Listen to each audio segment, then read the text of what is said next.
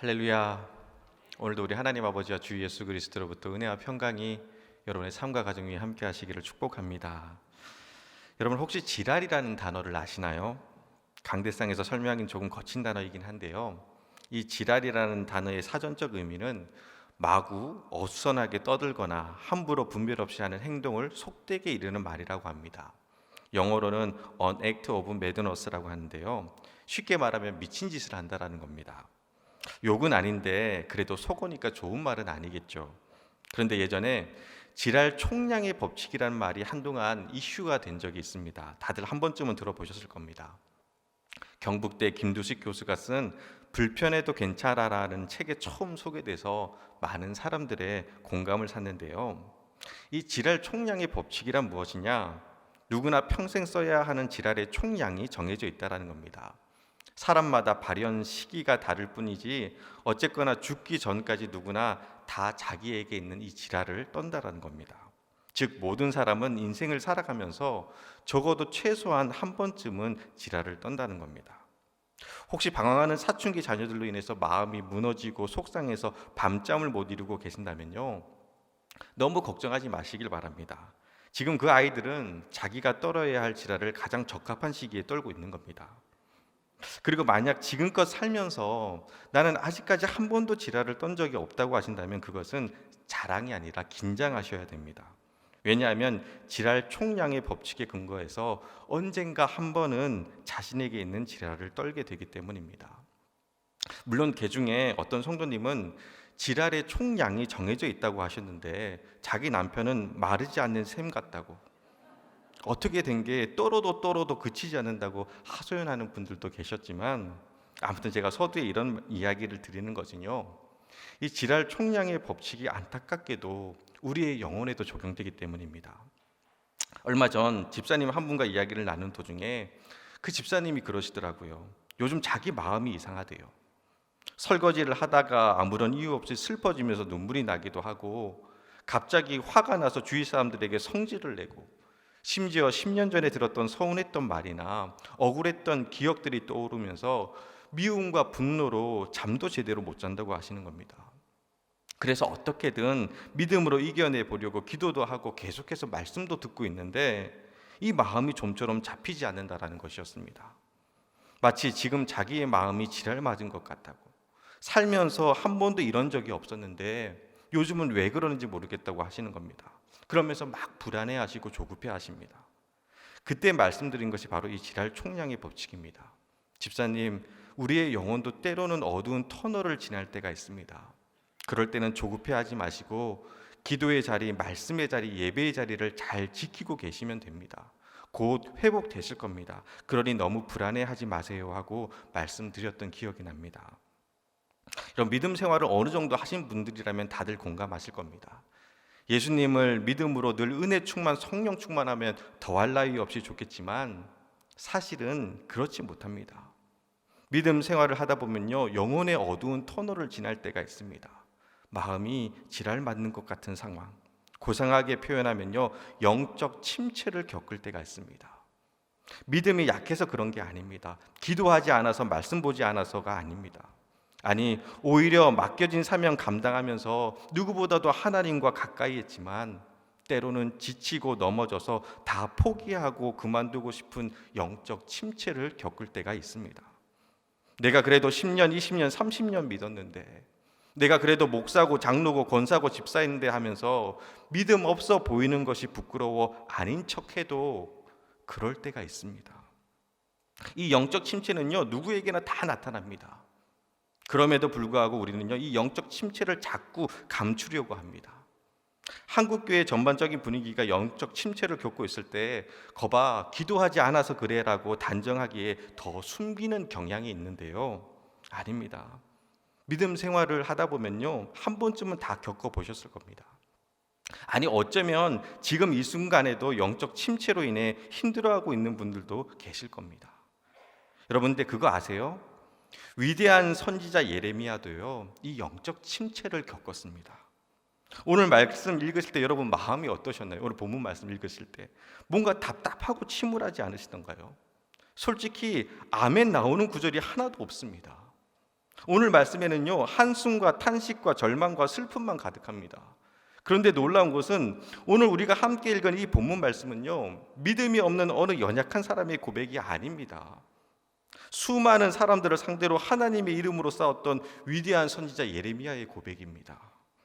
그런데 그런 선지자가 14절 말씀을 보면요, 우리 14절 말씀 같이 다시 한번 읽어보도록 하겠습니다. 14절 말씀입니다. 내 생일이 저주받았다면, 나의 어머니가 나를 낳던 날이 복이 없었다면. 여러분, 아멘이 안 돼요. 내 생일이 저주받았더라면, 자신이 태어난 것마저 저주할 정도로 완전히 무너지고 깨진 겁니다. 이것이 누구의 고백이라고요? 위대한 선지자 예레미야의 고백입니다. 또 우리가 함께 읽지는 않았지만 7절 말씀을 보면요, 제가 읽어드리겠습니다. 여호와여, 주께서 나를 권유하심으로 내가 그 권유를 받았사오며 주께서 나보다 강하사 이기셨으므로 내가 조롱거리가 되니 사람마다 종일토록 나를 조롱하나이다 라고 말하는 말씀이 나옵니다. 여호와께서 나를 권유하심으로 내가 그 권유를 받았사오며, 이것은요, 예레미야의 선지자의 소명에 대한 말씀입니다. 그런데 여기서 사용된 권유라는 단어는 히브리어로 파타라고 하는데요, 그 뜻은 속이다, 꼬드기다, 유혹하다라는 뜻입니다. 쉽게 말하면 하나님이 나를 속이고 유혹해서 넘어가게 되었다라는 겁니다. 하나님의 부름을 받은 선지자가 하나님이 주신 사명에 대해서 이런 표현을 쓴다라는 건요, 있을 수가 없는 일입니다. 또 주께서 나보다 강하사 이기셨으므로라는 이 말은요, 하나님이 나를 치셔갖고 어쩔 수 없이 나를 선지자로 만들었다라는 겁니다. 아니, 세상에서 가장 위대한 선지자 중에 하나로 손꼽히는 예레미야가 하나님 나 꼬드겨서 선지자로 세우셨잖아요, 하나님 나 협박해서 선지자로 세우셨잖아요 하고 있는 겁니다. 어떻게 이럴 수 있을까요? 처음에는 이 말씀을 읽었을 때 예레미야 선지자가 너무 실망스럽더라고요. 근데 여러분, 참 아이러니하게도 시간이 점점 지날수록 오히려 이 말씀이 저에게는 위로가 되었습니다.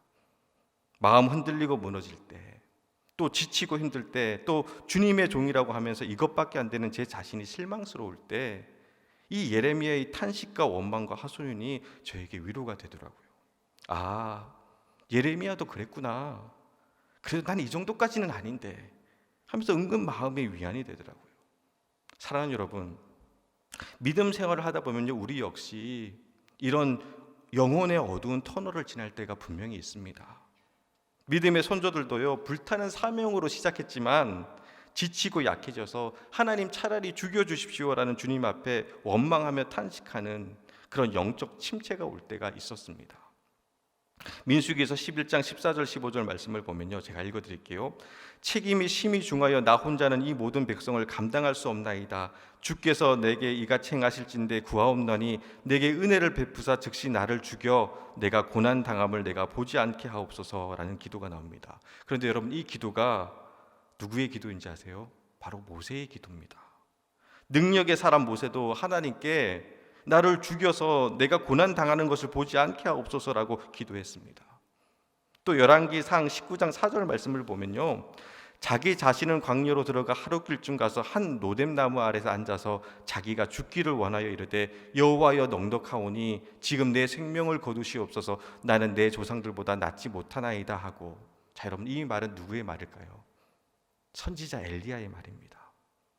이스라엘 백성을 약속의 땅으로 이끈 능력의 지도자 모세, 그리고 위대한 선지자 엘리야, 율법과 예언으로 태어나는 구약의 대표 인물인 모세와 엘리야, 이 두 영적 거장들도 지치고 쓰러져서 낙심할 때가 있었다는 겁니다. 삶의 무게와 현실의 어려움으로 인해서 하나님 너무 힘듭니다, 차라리 나를 죽여주십시오라는 그런 연약한 모습으로 주님 앞에 엎드려 기도했던 것입니다. 사랑하는 여러분, 아닌 척해도, 괜찮은 척해도 주님의 사명을 감당하다 보면 이런 영혼의 어두운 밤을 지날 때가 있습니다. 또 내 힘으로 감당할 수 없을 것 같은 힘든 슬픔이나 고난 앞에서 넘어지고 낙심하면요, 우리 모두는 영적 침체로 인해 무너질 수밖에 없는 연약한 인생들입니다. 자, 그렇다면 이런 영적 침체가 찾아왔을 때 어떻게 해야 될까요? 답은 의외로 너무 간단합니다. 주님 바라보며 그냥 가는 겁니다. 아프고 힘들다고 주님 앞에 투정 부리면서도 주님 주신 사명 붙들고 가는 겁니다. 그냥 오늘 나에게 주어진 삶을 믿음으로 묵묵히 견디어내는 겁니다. 오늘 말씀에서 제가 제일 크게 도전받았던 것은요, 예레미야 이 슬픈 탄식 이후에 예레미야가 회복되었다라는 단 한 구절의 문장도 안 나옵니다. 18절 이후에 어떤 회복과 치유의 말씀이 나와야 할 것 같은데 그런 게 없습니다. 오늘 본문에서 하나님은요, 예레미야를 향해서 어떤 위로도 어떤 해결책도 보여주시지 않습니다. 그런데 놀라운 것은 그 탄식과 눈물을 하나님 앞에 쏟아 넣음으로 인해서 예레미야는 다시 마음을 추스리고 일어나게 되었다라는 겁니다. 그 증거가 무엇이냐? 21장에 보면요, 예레미야는 다시 사명의 자리에서 자신에게 맡겨진 일들을 묵묵히 감당하고 있습니다. 20장 18절까지 내가 어찌하여 태에서 나와 고생과 슬픔과 부끄러움으로 보내는고 하며 탄식했는데, 이제 정말 다 끝난 것 같은 낙심과 후회만 가득했는데 21장 1절부터는요, 언제 그랬냐는 듯이 하나님의 말씀을 대언하면서 맡겨진 사명을 감당하고 있습니다. 도대체 어떻게 회복된 걸까요? 답은 간단합니다. 하나님 앞에서 울었기 때문입니다. 그냥 하나님 앞에 나와서 마음 다 쏟아놓고 한없이 울었는데 그게 회복이었습니다. 여러분, 예레미야 선지자의 별명이 눈물의 선지자잖아요. 여러분, 그런 경험 있지 않으세요? 막막한 현실 앞에서, 또 견딜 수 없는 그 고난 앞에서 가슴이 미어지게 아플 때 체면도 눈치도 보지 않고 그냥 펑펑 울고 나면 그럼 마음 편해지잖아요. 울고 나면 속 시원하잖아요. 그런 겁니다. 진실한 눈물이 회복이었고 치유였습니다. 사랑하는 여러분, 혹시 지금 너무 아프고 힘드신가요? 속상하고 억울하신가요?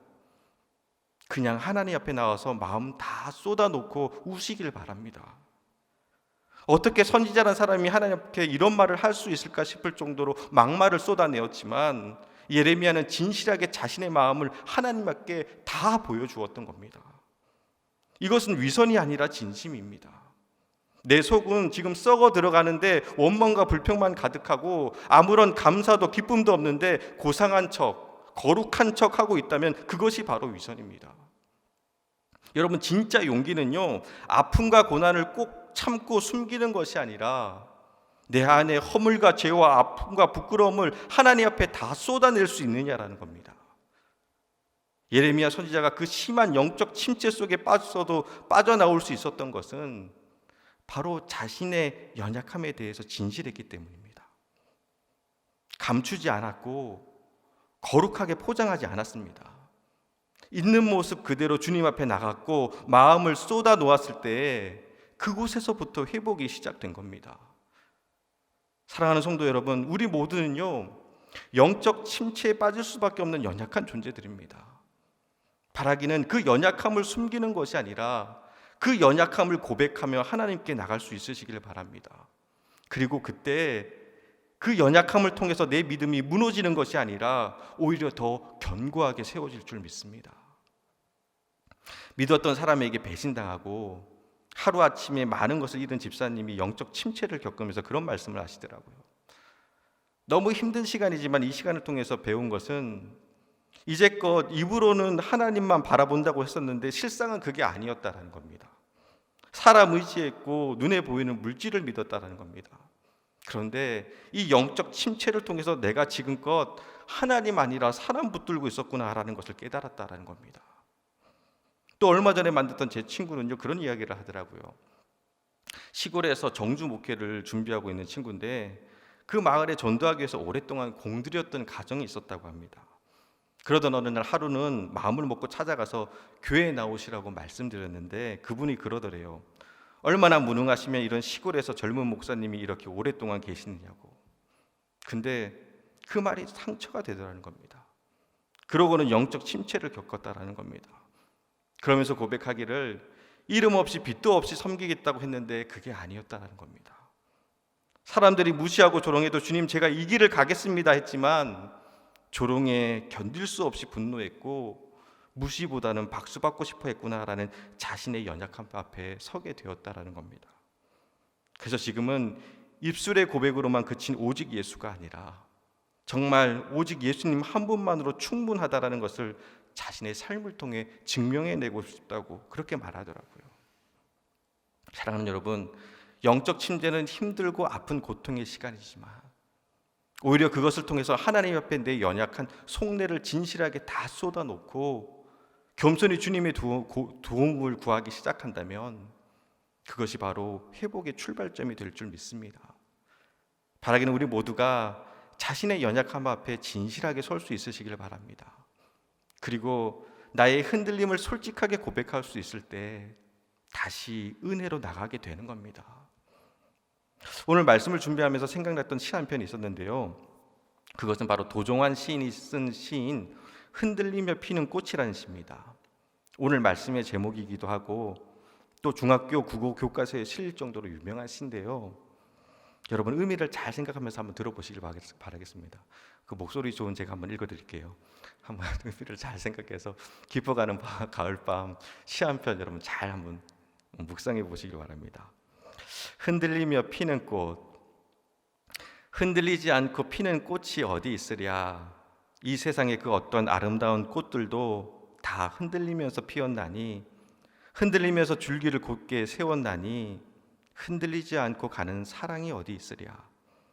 젖지 않고 피는 꽃이 어디 있으랴. 이 세상 그 어떤 빛나는 꽃들도 다 젖으며 피었나니, 바람과 비에 젖으며 꽃잎 따뜻하게 피웠나니 젖지 않고 가는 삶이 어디 있으랴. 제가 이 시를 읽다가 흔들리지 않고 피는 꽃이 어디 있으랴라는 이 첫 문장에 가슴이 뭉클하더라고요. 여러분 우리 다 흔들리면서 여기까지 온 거잖아요. 흔들리지 않고 살아온 인생이 어디 있겠습니까? 흔들리며 자라다 보니 뿌리가 흙을 꽉 쥐게 되었고, 흔들리며 자라다 보니 뿌리가 더 깊게 내려가게 되었고, 흔들리며 자라다 보니 줄기가 곧게 서지 않았습니까? 비에 젖지 않고 살아온 인생이 누가 있겠습니까? 베갯잎 눈물로 적시며 그렇게 살아온 것이 우리의 인생입니다. 그리고 그렇게 젖도록 울면서도 따뜻한 꽃잎 피우며 살아가는 게 인생 아니겠습니까? 사랑하는 여러분, 하나님의 사람도 사명 붙들고 걸어가다가 세상 풍파에 흔들리고 젖어서 넘어집니다. 그런데 흔들리고 젖은 것 바라보면서 마치 내 인생이 끝난 것처럼 낙심하지 마시길 바랍니다. 아니 오히려 흔들리고 젖어도 그 모습 그대로 주님 앞에 나와 울 수 있으시기를 바랍니다. 하나님 도대체 나에게 왜 이러십니까? 라는 원망의 자리에 있다 할지라도 주님을 찾고 구하는 겁니다. 그리고 이 시간 권면하기는요, 여러분 흔들리는 것을 너무 두려워하지 마시길 바랍니다. 그냥 흔들리는 그 모습 그대로 주님 앞에 나오시면 됩니다. 그리고 주님 앞에 여러분의 마음을 다 쏟아 놓으세요.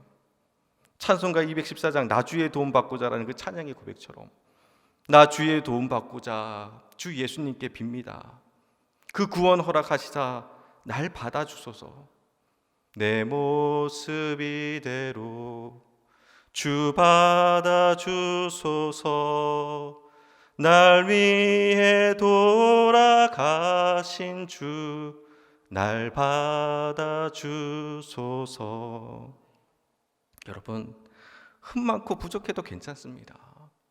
내 모습 이대로 주님 앞에 나와 주님의 도움을 구하시면 됩니다. 우리는요 연약해서 여전히 흔들리고 우리는 부족해서 계속해서 넘어지지만 그렇게 흔들리면서도 주님 앞에 있다면 무수히 눈물로 젖었던 그 많은 날이 지나 결국에는 아름다운 믿음의 꽃을 피워내게 될 줄 믿습니다. 여러분 종교개혁가 칼빈 다 아실 겁니다. 종교개혁을 일으켜 온 세상을 바꾼 위대한 일을 했으니 얼마나 대단한 사람입니까? 종교개혁가 루터 그리고 칼빈. 근데 그의 별명은요 종합병원이었다고 합니다. 병이란 병은요 다 갖고 살았습니다. 몸이 너무 쇠약해서 숨 쉬는 것조차 자유롭지 못했고 등은 굽었고 고열로 시달렸으며 편두통, 신장결석, 치질, 폐결핵을 앓았다고 합니다. 하나만 있어도 견디기 힘든 병인데 칼빈은요 그 많은 병들 속에서 하루하루를 살아갔던 겁니다. 그런 칼빈을 보면서 사람들은 그가 살아오면서 받았던 수많은 상처와 아픔들이 그를 병들게 했다고 말할 만큼 칼빈의 삶은요 처절했습니다. 아내를 잃었고 자식을 잃었습니다. 계속되는 박해와 핍박 속에 살아야 했고 살던 곳에서 추방당하기도 했습니다. 그나마 남아있던 딸마저도 열병이 걸려서 하루도 편할 날이 없었습니다. 이것이 바로 칼빈의 연약함이었습니다. 위대한 종교개혁가 칼빈도 그렇게 흔들리며 살았던 겁니다. 근데 그런 칼빈이 이런 고백을 합니다. 여러분 잘 들어보세요. 사탄은 성도를 평지에서 밀어뜨리지 않는다. 사탄은 벼랑 끝에서 밀어뜨린다. 하지만 성도는 땅바닥에 떨어지는 그 순간에도 여호와의 눈동자를 바라봐야 한다. 얼마나 처절하게 살아왔는지 느낄 수 있는 말입니다. 벼랑 끝에서 떨어지는 것 같은 그 두려움과 아픔의 나날을 보내면서도 칼빈은요, 그 어떤 삶의 순간에도 하나님의 그 눈동자를 한 번도 놓치지 않았던 겁니다. 사랑하는 성도 여러분, 바라기는 찢어지고 무너지고 깨지고 상하는 그 수많은 싸움들 속에서도 여호와의 눈동자를 바라볼 수 있으시기를 주님의 이름으로 축복합니다. 바라기는 우리 교회가 영적 침체를 모르는 위대한 영웅들이 모여있는 교회가 아니라 끊임없이 영적 침체에 빠지는 연약한 사람임을 고백하고 나누며 함께 의지하며 걸어갈 수 있는 그런 교회가 되었으면 좋겠습니다. 고생도 모르고 아픔도 몰라 다른 사람의 눈물과 방황을 공감하지 못하는 성도가 아니라 흔들리고 넘어지면서도 심지어 벼랑 끝에서 떨어지는 그 순간에도 여호와의 눈동자를 바라봐야 한다고 말하며 손잡고 같이 울어줄 수 있는 그런 믿음의 사람들이 되었으면 좋겠습니다. 우리 교회가 나의 의로움을 자랑하는 교회가 아니라 나의 연약함을 고백할 수 있는 교회가 되었으면 좋겠습니다. 다른 사람의 연약함 앞에서 나는 다 이룬 사람처럼, 나는 괜찮은 것처럼 가르치고 훈수들려 하지 않고 나도 그래, 나도 똑같아 하며 나의 연약함을 함께 고백하며 나갈 수 있었으면 좋겠습니다. 그리고 그렇게 흔들리면서도 주님 안에서, 믿음 안에서 함께 세워져 가는 것이 바로 교회입니다. 교회는 의젓하고 믿음 좋은 사람들이 모인 곳이 아니라 은혜 없이는 하루도 살아갈 수 없는 연약한 죄인임을 고백하는 사람들이 교회의 머리 대신 예수 그리스도 안에서 성령으로 하나 된 공동체입니다. 즉 흔들릴 수밖에 없는 연약한 사람들이 나의 자랑이나 공로가 아니라 오직 그리스도 예수의 보혈의 능력으로 은혜의 보좌 앞에 서는 것이 바로 교회인 겁니다. 특별히 새생명 축제 기간입니다. 여러분, 우리 주위에는요, 저마다 힘든 사정이나 문제들로 인해서 주님을 떠난 잃은 양들이 참 많습니다. 바라기는 저들을 향해서 의로운 척, 거룩한 척 하면서 믿음이 약해서 그런 거라고, 기도하지 않아서 흔들린 거라고 충고하는 것이 아니라 우리 또한 흔들릴 수밖에 없는 연약한 존재임을 고백하며 그럴 수 있어, 얼마나 힘들고 아팠니, 이제 우리 다시 주님 바라보자라고 말하며 꼭 안아줄 수 있는 그런 사랑과 공감이 우리에게 가득하기를 소원합니다. 말씀을 마무리합니다. 첫 목회지에서 만난 권사님 한 분이 계십니다. 제 예화에 되게 많이 등장하시는 권사님이에요. 제 믿음의 선배님이시기도 하고 지금 90이 넘으셨는데 아직도 살아 계십니다. 첫 목회라 많이 부족하고 못 모를 때, 그래서 실수하고 흔들릴 때 옆에서 그런 저의 연약함을 다 지켜보시면서 기도해 주셨던 분이셨습니다. 그래도 주의 종이라고 나이 어린 전도사였지만 그렇게 예우하시면서 섬기셨고 또 때로는 먼저 보낸 아들같이 손자같이 보듬으셨습니다. 그렇게 서로 의지하며 지냈습니다. 성도가 목사를 의지해야 되는데 지금 가만히 생각해 보면요, 그때는 제가 그 권사님을 더 의지했던 것 같아요. 첫 목회로 얼마나 많은 시행착오가 있었겠습니까? 제가 꿈꿔왔던 이상과 실제 목회 현실은 너무나 다른 겁니다. 그렇게 무너지고 실망하고 깨지고 힘들고 지친 모습으로 그 권사님 댁에 찾아가면 아무 말씀도 안 하시고 그때부터 국수를 밀기 시작합니다. 서로 아무 말 하지 않습니다. 저는 그냥 처마 밑 평상에 말없이 앉아있고 그 권사님 역시 아무 말 없이 국수를 미십니다. 어느덧 시간이 지나 국수가 다 익으면 그냥 서로 마주보면서 맛있게 국수를 먹습니다. 그러고는 권사님 저 갈게요 하고 인사드리고 나옵니다. 목사라는 권위나 위험 같은 거 하나도 없습니다. 너덜거리는 반바지 차림에 자전거 타고 가서 국수 한 그릇 먹고 오는 겁니다. 그리고 나와서 다시 힘내서 목회하는 겁니다. 아무 말 하지 않아도 그냥 서로의 연약함을 알기에 국수 한 그릇 함께 먹고 힘내는 겁니다. 사실 이 권사님 역시 많은 상처와 아픔이 있는 인생이었습니다. 하나밖에 없는 아들 죽고 곧이어 남편도 쓰러져서 몇 년간 병수발하다가 남편마저 하늘나라로 보내신 분이십니다. 왜 그 속에 아픔과 상처가 있지 않았겠습니까? 언젠가 한 번은 제가 국수 먹다 말고 권사님, 하나님이 원망스럽지 않으세요? 라고 제가 물어봤습니다. 그렇게 물어보니 원망스럽대요. 이렇게 벼랑 끝까지 내모시는 하나님이 너무 원망스러우시대요. 그런데 원망스러우면서도 야속하면서도 예수님이 좋으시대요. 예수님을 사랑하신대요. 찢어질 듯한 가난과 사람들의 무시와 자식이 잃은 상처와 아픔, 거기다가 남편이랑 아들 잡아먹은 년이라는 사람들의 손가락질과 수군거림 속에서 억울해서 울고 서러워서 울고 힘들어서 울고 속상해서 울면서도 그렇게 주님 앞에 울고 또 울고 또 울면서도 그 젖은 눈으로 묵묵히 새벽마다 자신의 기도 자리를 지키며 따뜻한 믿음의 꽃 한 송이를 피워내신 겁니다. 사랑하는 여러분, 쉬운 인생이 어디 있겠습니까? 여전히 우리 인생은요, 연약하고 아프고 부끄럽고 창피한 것도 투성입니다. 그런데 믿음의 삶이란 어떤 것이냐? 그렇게 흔들리면서도 한 발자국 한 발자국 주님과 함께 걸어가는 겁니다. 그렇게 걷다 보면 어느샌가 내 삶에 아름다운 믿음의 꽃이 피어 있을 줄 믿습니다. 바라기는 흔들리고 또 흔들리고 또 흔들려도 부끄럽다고 숨지 마시고 창피하다고 도망치지 마시고 있는 모습 그대로 주님 앞에 나와 울 수 있으시기를 바랍니다. 우리 주님은요, 흔들리는 우리의 그 연약함 속에서도 눈물로 젖은 그 아픔의 자리에서도 결국에는 하나님의 영광의 꽃을 피워내실 줄 믿습니다. 우리 그 믿음으로 험한 세상 속에서도 늘 승리하는 복된 주님의 자녀들 되시기를 주님의 이름으로 축원합니다.